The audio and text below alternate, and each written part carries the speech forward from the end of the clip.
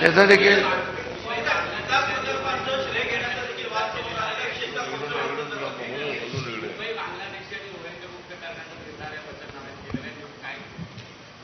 मुंबईला आम्ही बांगलादेशी आणि रोहिंग्यांपासून मुक्त करू.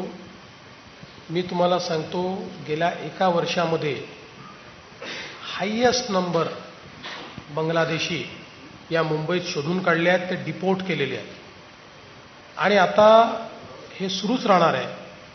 आणि आता तर आम्ही IITच्या मदतीने एक आर्टिफिशियल इंटेलिजन्सचं टूल तयार करतोय की ज्याचा उपयोग करून बांगलादेशी आयडेंटिफाय करणं सोपं होईल. कारण आपल्याला माहिती आहे की हे बांगलादेशमधनं पश्चिम बंगालमध्ये येतात, त्या ठिकाणी वेगवेगळ्या प्रकारे कागदपत्र तयार करतात आणि येऊन आपल्याकडे राहतात. दिसतातही आपल्यासारखे, थोडं बोलतातही आपल्यासारखे, त्यामुळे त्यांना हुडकावं लागतं, कागदपत्र असतात. आणि म्हणून आता एक आम्ही टूल तयार करतो आर्टिफिशियल इंटेलिजन्सचं. गेल्या 3 महिन्यापासून त्याच्यावर प्रयोग चाललेले आहेत. आत्तापर्यंत 60% रिलायबिलिटीवर ते पोहोचलं आहे, पण पुढच्या 5 ते 6 महिन्यामध्ये 100% रिलायबिलिटीवर पोहोचेल आणि त्यातनं मग बांगलादेशी शोधून काढणं हे अत्यंत सोपं जाईल. 100% मुंबईतले बांगलादेशी आणि रोहिंगे शोधून काढून त्यांना डिपोर्ट करण्याचं काम आम्ही करणार आहोत.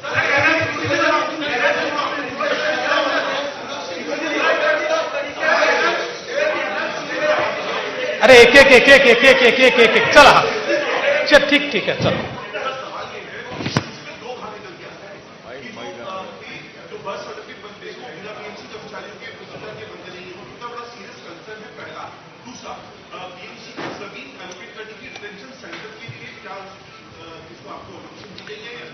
देखिए, पहला तो यह है कि फेक बर्थ सर्टिफिकेट का जो स्कैम हुआ है, जो हमारे किरीट सोमैया जी ने बाहर निकाला है, अब उसको तो पूरे तरीके से हम लोगों ने बाहर निकालकर जिन पर कार्रवाई करनी है वो कार्रवाई कर दी है.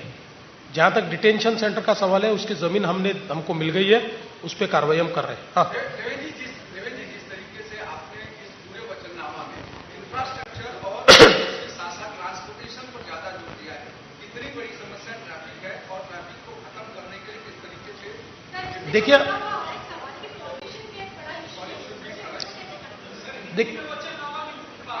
देखिए मूल रूप से मुंबई करों की जो समस्याएं हैं, उनमें घरों की समस्या ये महत्वपूर्ण है.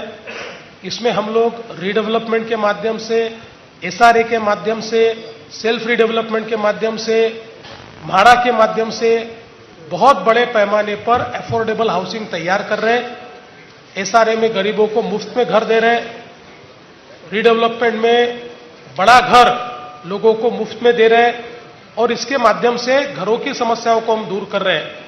उसके साथ साथ मुंबई में ट्रांसपोर्टेशन ये बहुत महत्वपूर्ण मुद्दा होता है. इसमें मेट्रो करीब 437 किलोमीटर का नेटवर्क हम लोग तैयार कर रहे हैं. इसमें सबअर्बन रेलवे का अपग्रेडेशन हम कर रहे हैं.